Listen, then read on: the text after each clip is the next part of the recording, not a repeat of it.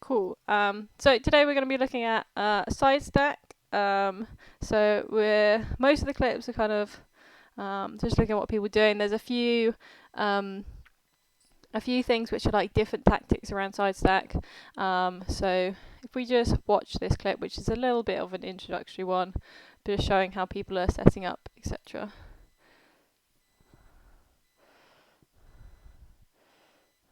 Cool. So USA here are playing a Sidestack. We've got if I just go back 5 seconds. Oh, you didn't like that. We've got two handlers back. We've got kind of 3-4 people in the stack. We've got one person 74 who's been put as their first cutter, and they're the person who's going to do kind of like a big isolation cut first, and then we've got this person who's kind of their continuation. So the main things about Sidestack is that we have 2 or sometimes 3 people back. And then everybody else on kind of the opposite side of the field, pretty close to the sideline. Some people like to play it like a little bit off the sideline. Some people like to play it like with your getting chalk on your boots, as I've been told in the past. But kind of it's up per team. So they're like pretty close to the sideline. And most of the time, Sidestack is played off pulls or as like a set play. It's played I think because it's not normally people's like first choice when it comes to playing a tactic, as in like their like base choice. Therefore it's normally played kind of as like a different extra thing. But for quite a lot of the USA, they really like playing it, as I said, because it requires people to have high levels of athleticism and be pretty good at cutting. So as we see here, if I just go back and we can actually watch the clip.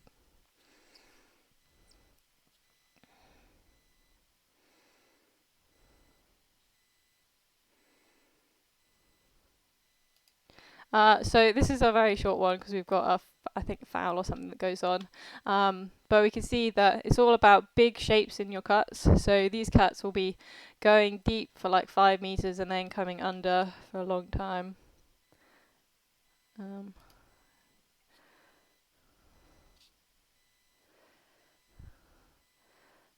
And big V cuts as well. So this person takes quite a lot of steps under and then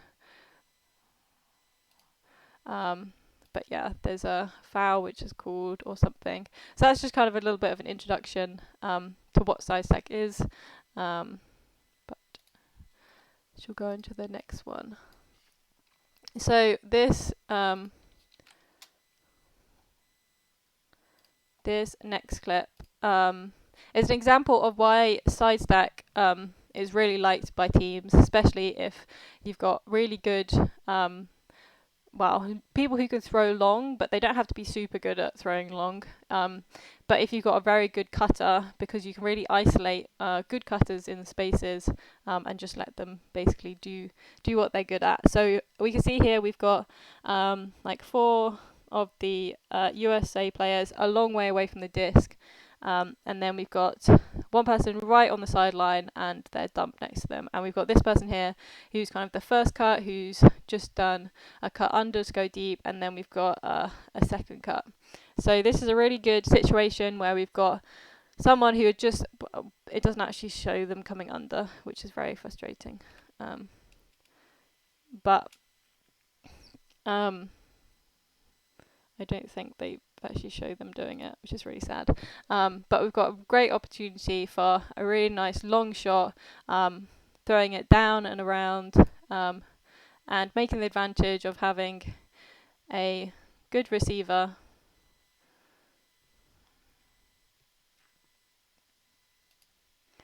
So I think it's actually a travel called, which is dubious. We can. What do you guys think about this? People have any opinions? Oh.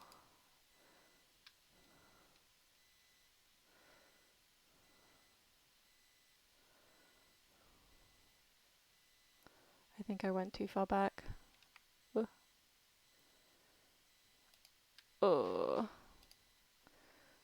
Let me get the time up again.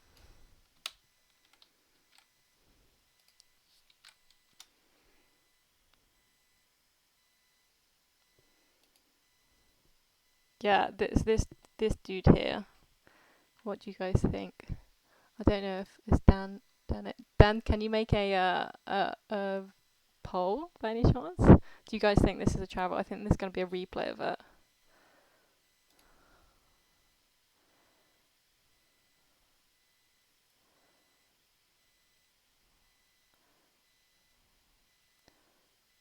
Oh, is hopefully gonna make it. Dan's typing. There should be a replay. Thanks for putting me on the spot. Oh, I'm sorry. Do we get a replay? The Canadians do is like, you move your foot. I don't think it was a travel. Maybe. We'll see.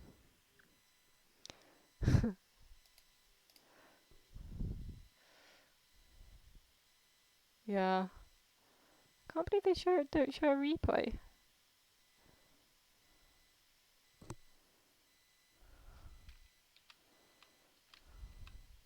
See if I can show a replay. Slow motion. Ooh.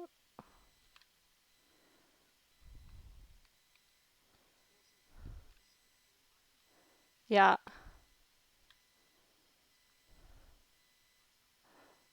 Wow, we can see.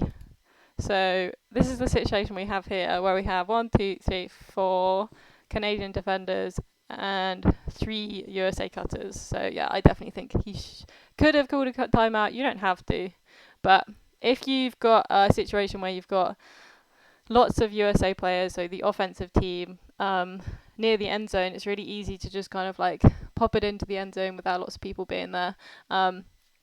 But in this case, Canada's been pretty up on it, and therefore there's 4 versus 3, which does make sense to call a timeout. So yeah, I think I would do.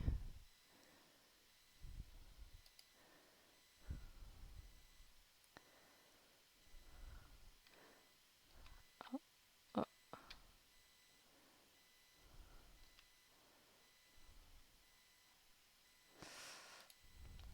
this is the time.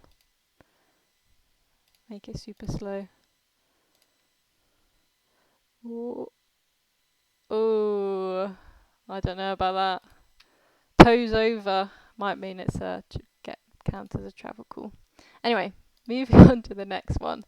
So the point of that clip was just to show that you have lots and lots of space in a side stack, and therefore nice long throws are always on. The next really important thing is to understand where you want to call the side stack, like what side you want to call it on. So this is an example of somebody calling the side that they want the side stack on when you're setting up. So normally you'll have the front of stack who it's their like normally you have somebody's being like stack up on me. It's the same thing for side stack, except their job is even bigger because they have to decide what side they want the side stack on. So if we see here, we've got this USA player who's put their hand up and they're like, I'm over here, we're doing a side stack on this side. And then we kind of have people who come and make sure they're on this side, and we have people coming through. So this is a great example of the USA players being really up on it. As unfortunate, it was a little bit windy, which I think it was maybe down to why that was a turnover. But so Canada have USA got a turn, which is great, and the USA was really good about making sure they're clearing out all onto one side. So another reason why side stack can be a really good tactic is because if we play this through again, sad turn. 2 people D'd it, means it's a bad throw. So in a normal situation, if we were trying to go for vert stack here, we would have everybody moving kind of into this middle space, and it can get quite blocked up. But because we're doing a side stack, we can just kind of get everybody to just like filter over to one side, which what's happened here. So just filtering over to this side of the pitch, which means we've got lots of space for people to be super free of their mark. an unfortunate turnover, but I think something was called. There's lots of calls in this game, which most of them aren't great. Right, so moving on to our next clip. This clip is an important kind of note to do with Sidestack, is that we see here that we've got some people who are poaching. So like with vertical stack, you can kind of poach, but because there's got 2 lanes, people can't poach very effectively all the time, because you can just run on the other side of the stack and get free and hope the person's going to break the mark. But because here we have people all on the sideline, it means that you can have people just poach off and get in the way. So we've got one person poaching deep, and these people kind of standing off of their players, and one person even deeper than that. So if we just play the clip. So if we stop it here, we have this person who, she realises her play's not really doing much, and therefore kind of realises that she could probably poach a little bit more. So moving on from what we were doing like the last 2 weeks in these sessions, Sidestack is a great opportunity to poach if you're a defender and you're defending a Sidestack, but also it's something to be aware of if you're trying to play Sidestack against teams. Zooming in. Why they zoom in? But yeah, that was just a quick clip to show watching out for poachers. Cool. So we have an example here of why sometimes you just have to completely scrap your plans and transition to something else. So here we have the USA, who have just caught the pull, and Canada come down, and they kind of have been being, I mean, they're 3 points down, and they've realised that they've been really done badly because of the side stack that the USA are playing, and therefore they start poaching more, even to like, it's not really a zone because it's more kind of man-based, but definitely very poachy. So people are poaching and really getting the way, so it makes it even harder for the USA to kind of play into the space, because you're going to have to just run through people, and therefore didn't they change up their tactic a little bit more here. And they spread out a lot more, which makes it harder for the poachers to just cover one space. So a great opportunity if you're being poached in a side stack is maybe transferring to like horizontal stack, because the poachers are there then less effective across the pitch, and just changing up kind of from side stack to horizontal stack means that there's it's a completely different play, and therefore makes it a little bit easier to just change it up.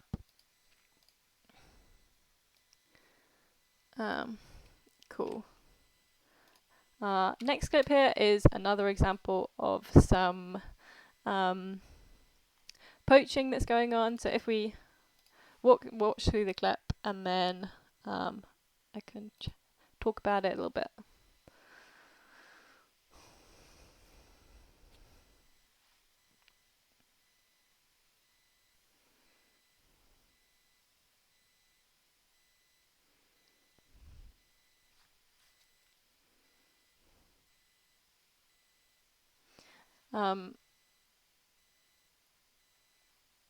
Dan, do you think you could do a poll on asking people what type of zone they think this is? So it's not actually a poach, it's a type of zone, but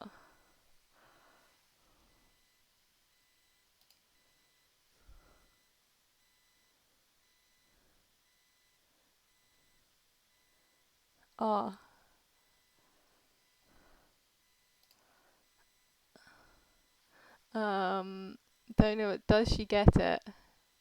She doesn't get it. Sorry, I didn't see. I don't have this up. I shall keep on looking now. What kind of zone is it? We've got Arrowhead Zone, FSU, which is kind of Matsumo / stands for fuck shit up, or a cup zone. Oh. Well, it is now. Shall we go to the start of this clip and we can watch it again? What act is FSU? Is that actually?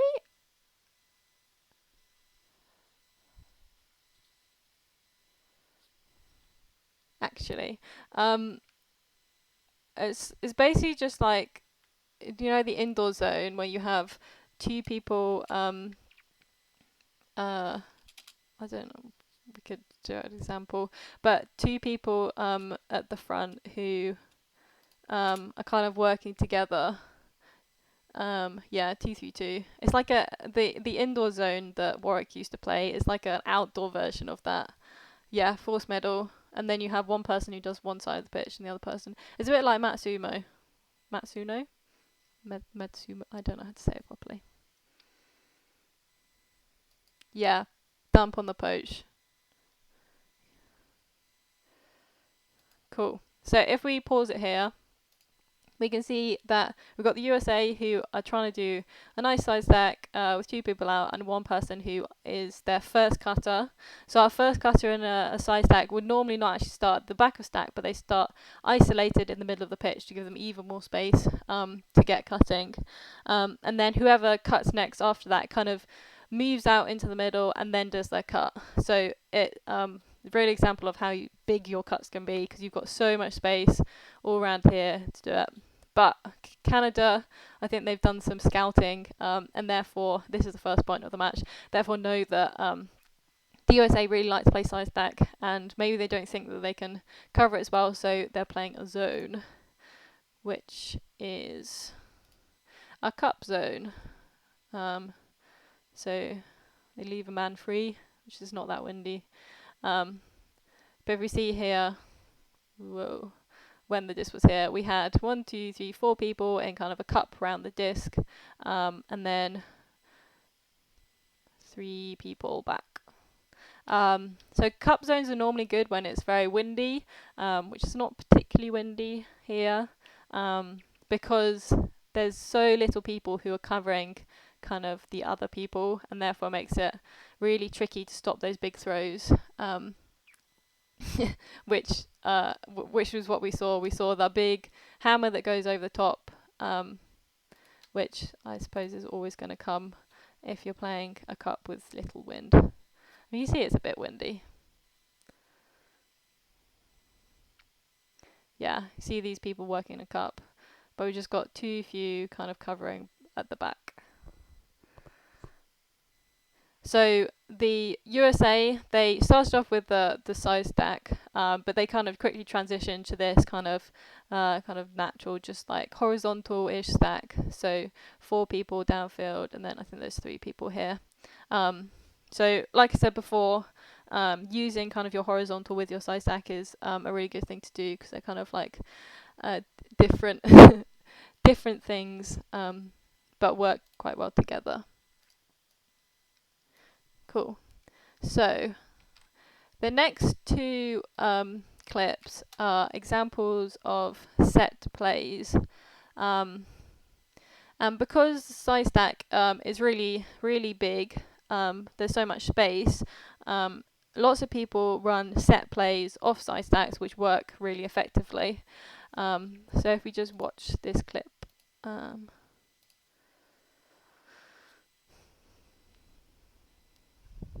And can anybody tell me what they think the set play is?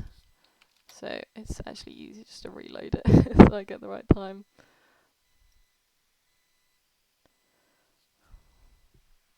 I mean, it's kind of obvious, but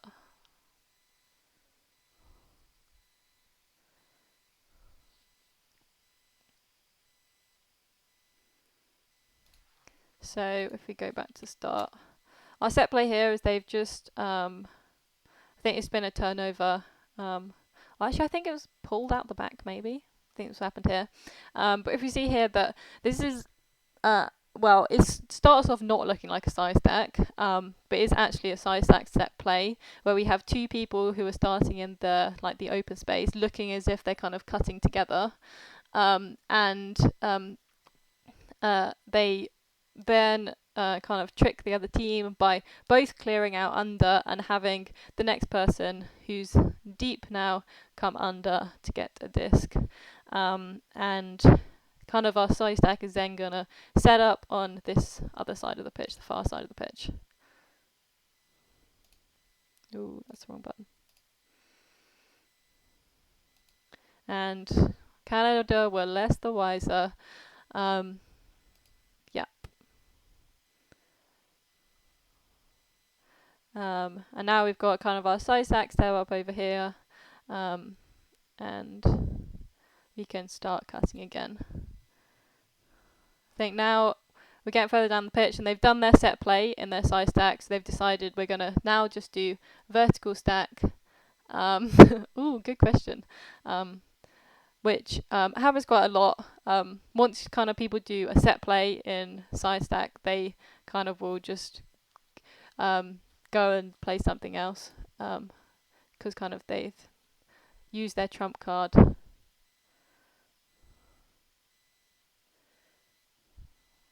Oh, that's a good question. Do you think this was in?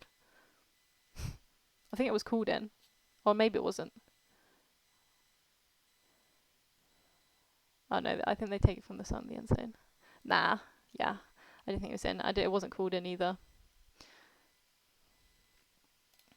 Cool. In outdoors, when can you take the ball from the front? At any time. When you catch it in the end zone. When it lands out the back. Rolls out the back without you touching it. Yeah, so I think 3 people have said rolls about without you touching it. If you catch on the front, that is also true because you're already there. But yeah, if it rolls out the back without you touching it, you can take it from the front. If it lands out the back, you can brick it and therefore bring it all the way up to the brick mark instead. Cool. So that was just one example of a set play. We have another example of a set play here. So if we just watch the clip through.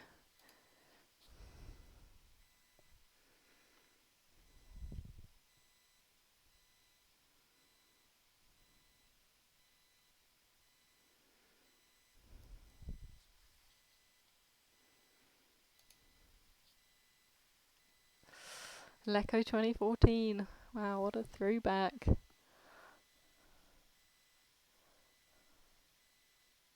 Is that the only time that the US have beat Canada? No, the Canada's beat the US.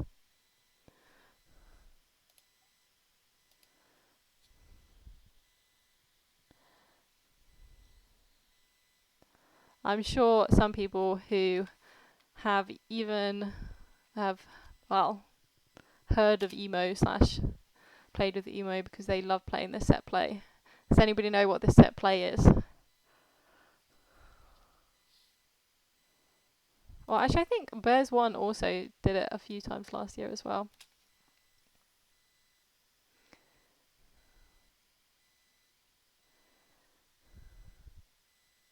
I won.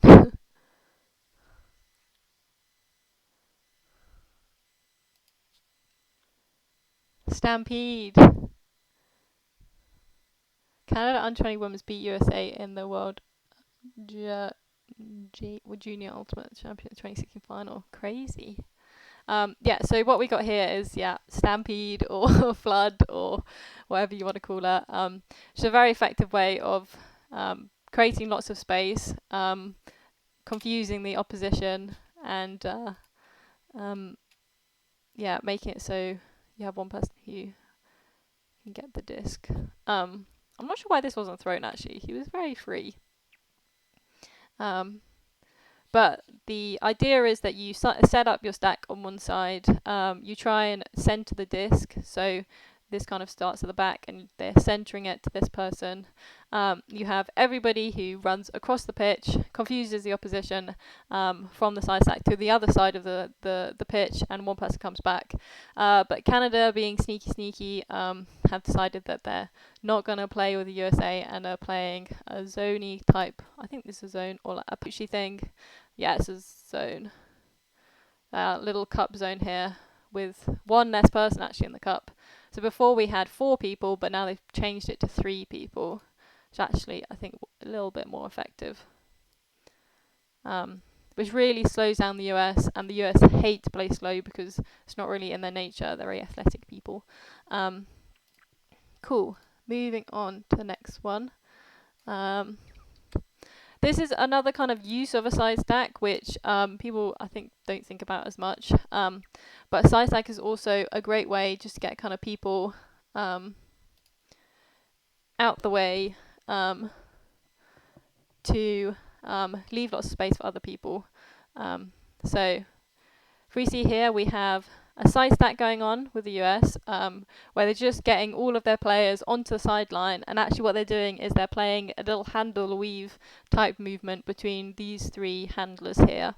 If it was with a vert stack, because you have people in the middle of the pitch here, it means it's really hard for these handlers to kind of use any upfield space, unless the vert stack is super far deep, which can also create issues if you need like a bailout option from someone in the stack because someone gets tired in these 3. So having a side stack in this makes a great opportunity to kind of work through these 3 handlers. This is a great opportunity, say, if you're playing in a match and you've been playing maybe side stack and your cutters are getting really tired, but you've got some handlers who are kind of, they've not been doing as much because they've just been jacking it long and scoring all the time.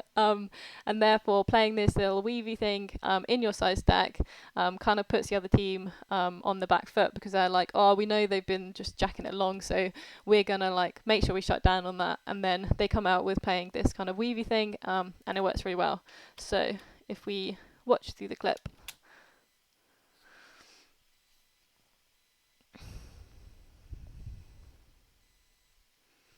Oh, I'll put some sound on.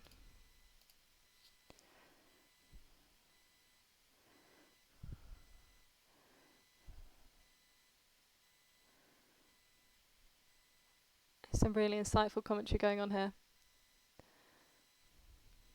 And we see here that we've still got our stack kind of getting out the way, but we have now transitioned to a middle of the pitch stack, just a normal vert stack, because we're now getting to the end zone and side stack in the end zone.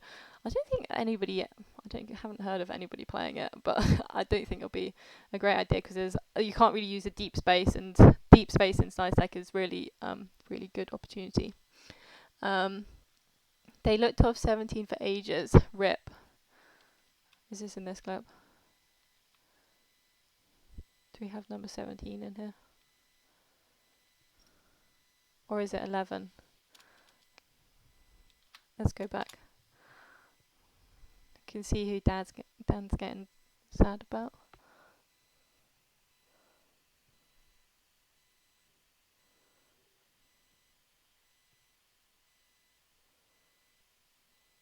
Oh, this dude. Yeah, 11.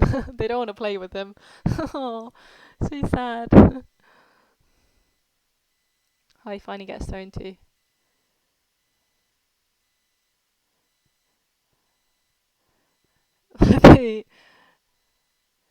He threw that one instead of the throw here. Yeah, I think 14 likes his mate number 15 a little bit better. But see, we've transitioned to our vert stack in the middle.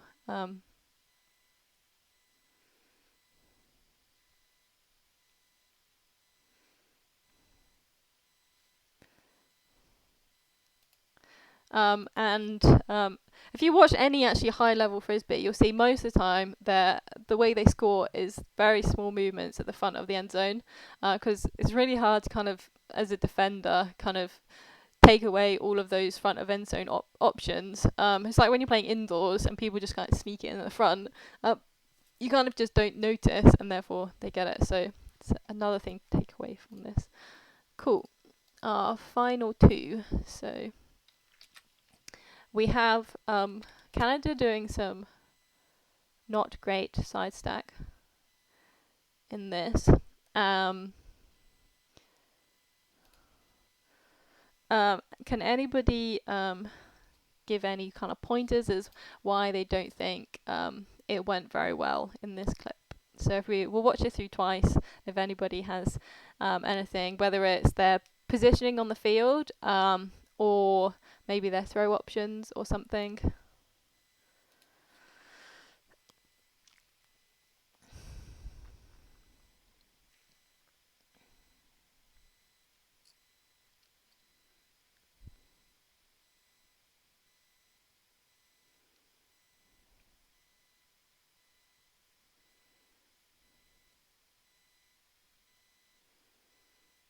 I think we kind of moved a little bit out from, it's less side stacky now, but it's still not going well.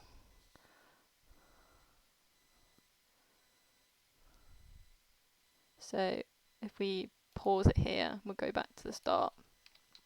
If anybody has any pointers as to why it's taking a long time for Canada to go anywhere.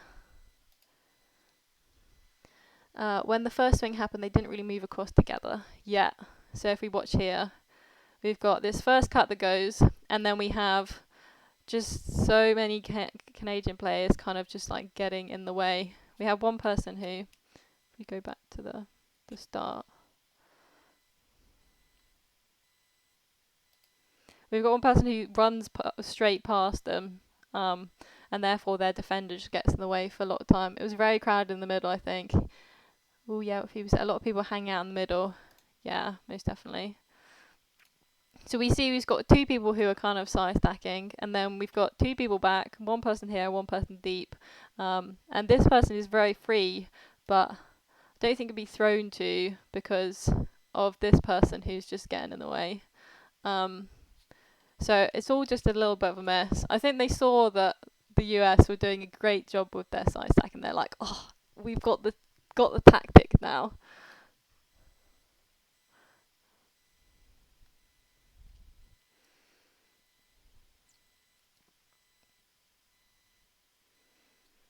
So yeah, I think the main thing is making sure that you're clearing out to the right side. And like with the USA clip where we saw, if I start it again, we saw the person putting their hand up and saying that they were front of stack for people to get across. Here we have nobody who's kind of like taking charge or anything. Oh, we've got one person who puts their hand up here. And then this dude should kind of tell people what to do next. But you need really someone just being like, I'm the front of stack and therefore going to tell people where to go, especially in the side stack. And yeah, most definitely this bit, Phoebe and Guy were saying that we've got lots of people just hanging out in the middle.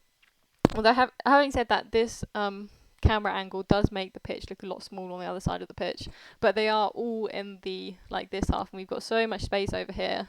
So if they were setting this up properly and they had their side stack on this side next to the Ulti-World symbol, they would have so much more space to work around, whereas now they've working in such small spaces and having to, I think it's a hammer or something which is thrown, scuba, very wobbly scuba. Cool. Nice pointing out. Cool. This is our final clip here. We'll just watch it through.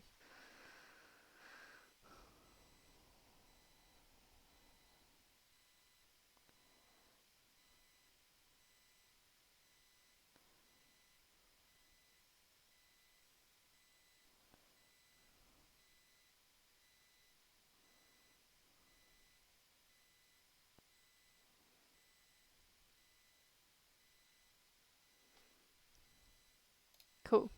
So we'll go back to start. So that was just a little preview. But I wanted to point out here that we've got what we've got going on here is I don't know if it's completely side stack. It's quite horizontal as well. There was some side stack stuff is that if you've got people who are isolated in space and then people push to one side, it can look a little bit horizontal at the same time.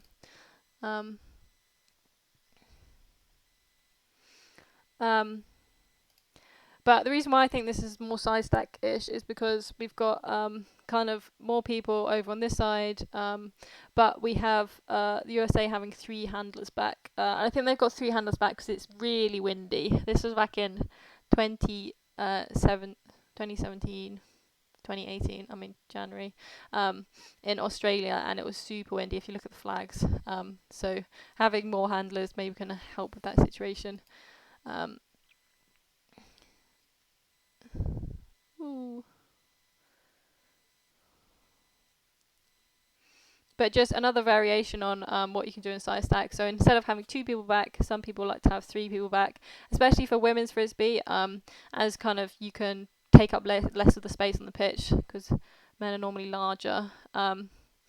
It makes more sense to sometimes have 3 people back, depending on your side of the pitches. Some pitches are not as big as these ones. I think these are pretty big pitches.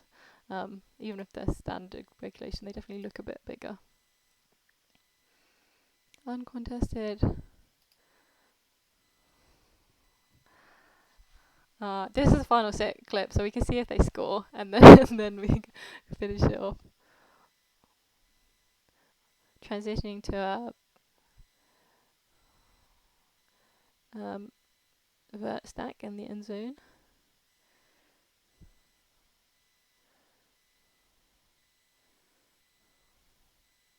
Number 0. Oh dear. A little pop into the front, and they score.